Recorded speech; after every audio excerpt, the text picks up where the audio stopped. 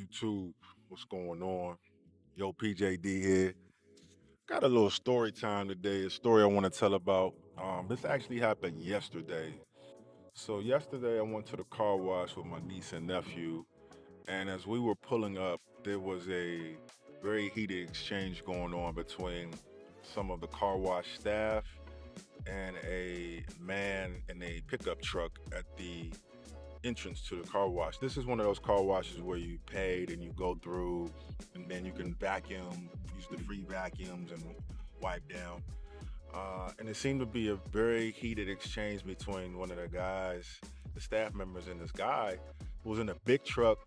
The truck did not look like it was probably the safest to go through due to the tire size and the height. I think there was an issue with the windows, but the guy still wanted to insist that his vehicle could fit and go through from the sound of it. Um, and so, as the exchange continued on, I saw that another gentleman came over and tried to reason with the man and find out what was going on. A couple things I noticed from the get go was this man in the big truck had a veteran status on his license tag. And but he sounded like he was of Latin descent, possibly. He spoke Spanish. I don't think English was his first language. However, and it's the Spanish side of town, more so Latin side of town. And so during the debate, I think there was miscommunication there what the guy was trying to get across. So there was frustration on both parts. And then it led to escalating to almost disrespect. And it got to the point where the guy who I noticed was very calm, a black guy who was working there. He had dreads, and he was a manager, very respectful, trying to explain the situation and diffuse the situation at first. But it seemed like the guy, I hate to say it, from what I saw as a veteran myself, he was the one kind of being disrespectful and trying to bogart. It got to the part when the guy who said he was the manager, the guy that he was getting into it with the most, the guy with the dreads, the black guy with the dreads, said, "Hey, we're just going to need you to take your business somewhere else. You go to the car wash up the street, but we can't put your vehicle at risk. You're not understanding what we're trying to say. We don't want to take it's liability, right? Businesses businesses can refuse service to people for whatever reasons. I think people forget that.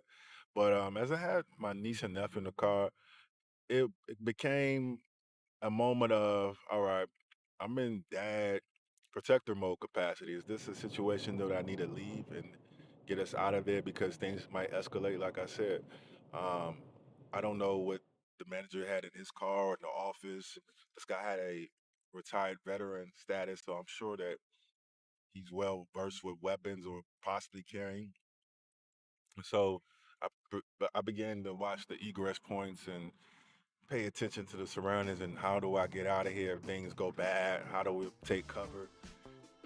And then I noticed that, it eventually led to the point where the guy, he was supposed to get out of line, but he just went and got in line and wouldn't move and just held up the line in the car wash and just, like I said, Bogart. I don't even think he paid because I think they refunded his card or his card didn't go through. But nevertheless, he ended up going through, and I could see the frustration in this man's face from the guy that worked there, the staff member. And I could see him boiling up. He looked like a younger guy, and I know what that's like when you feel disrespected to that extent. Like I think he told his coworkers and the other manager, like, "Hey, this guy's not coming through. Let's get him out of here. He can't stay here. He's being disrespectful. We don't understand liability, blah blah blah." And he didn't want him there, and I totally understood. But he went through anyway. So after I went in and I talked to my nephew and tried to realize this was a teachable moment because he's right in the passenger seat watching all of this. And I just explained to him like situations like this happen between men sometimes because with men there's always a threat of violence and things could escalate. But once you get ego and respect and testosterone and bravado, all of that in the mix, then what happens? What happens next? These events could easily change somebody's life forever. So you got to be pay attention. I was just telling him like, are you by yourself? Do you have family with you? You got to think about all this. Is it worth it? Sometimes it's, I hate to say it's better to walk away. I don't hate to say it. It is better to walk away sometimes. Like we're talking about a car wash here. $20 car wash at the max probably that this guy paid for. Like you could in this 10, 10 car washes in 10-mile radius of this place, man. It's not the only car wash, not the best car wash probably.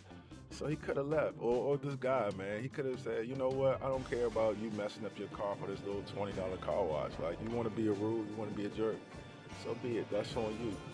So many ways this could have been diffused and not escalated to this point, but this could have escalated a lot worse.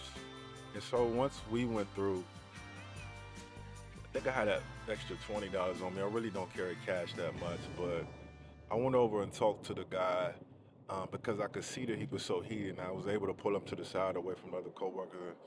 And I told him, man, like I understand your frustrations and how you're probably feeling right now. Because when I went over to him, you could see the anger, the he's almost seeing red, not really wanting to listen. But I was able to pull him close and look him dead in the eye, man to man, and listen.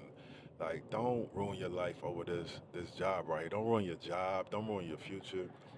Because he eventually said, he's saying he'll beat the dude up, and he didn't use those words, and they were going at each other very verbally. This isn't a car wash. The people with their families there, kids, older people, like just trying to clean their car. And like, who knows how this can escalate? We in the suburbs. We in the city. We not even in the hood. Like this type of stuff ain't supposed to happen here. So I talked to him real briefly. I gave him the $20. I said, man, go get yourself something to eat. Take a break. Go get something to drink for later. Whatever you need to calm down, man. Like this isn't worth it. It's not worth changing your life permanently for this guy who's being an idiot. You know, I didn't speak to the other guy. I wanted to just to relay, but he was kind of still wound up, and I didn't know if there would be a language barrier, and I didn't want to egg it on anymore. He seemed like he was just doing his car and going to get out of there. But I hope this young man took away from that. That like, it's guys that care about men, in a way that's just love, man. Just want to see guys do better for themselves, man, and just find a different way to handle conflict sometimes. Yeah, we know you could probably beat him up, but then what? He gonna call the police on you. You got to deal with court. You might go to jail. What if he accidentally slip and he's expired? Something like there's grave harm done, or maybe he's a black belt and kicks your butt. Now you're out of commission, busted up for what? A car wash, a 10, 15, $20 car wash, right? Of course, I give respect and men talking to people a certain way because I believe in that too, but not over a car wash, man. Like that day, a shift is a shift, man. Do your job, just go home. If he wants to be stupid, just report it up to management. If you're the manager, report it up to the owner, man. But think about life consequences and situations where violence could be a factor or play a part, man, because when you deal with real violence and understand the effects that come with it, come with people no longer being here and their families and what happens to your family, like I hate to say, you got to take all to that into account. Thankfully, I'm somebody who can process that stuff kind of fast. I'm not saying there's never a time for it. I'm just saying this should be thought process, and you got to weigh what comes next, man. So let me know you guys' thoughts. I know this is a lengthy video. I ain't really planned it out. This is story time. Like I said, this happened in Cobb County. This happened February. I guess Valentine's Day weekend, man. Hopefully that brother calmed down and used that $20 for good. Cause I ain't just have $20 just to be giving away, especially with my niece and nephew, man. They want to go places, spend all my money they ain't got right now. Thank you guys for watching. To the next one. This is Yo PJD, another car talk, pod talk. I'm going to make this like a regular podcast thing we do, right? Both my hands is accessing to the wheel.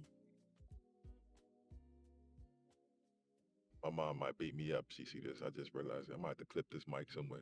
Thank y'all for watching, man. Peace.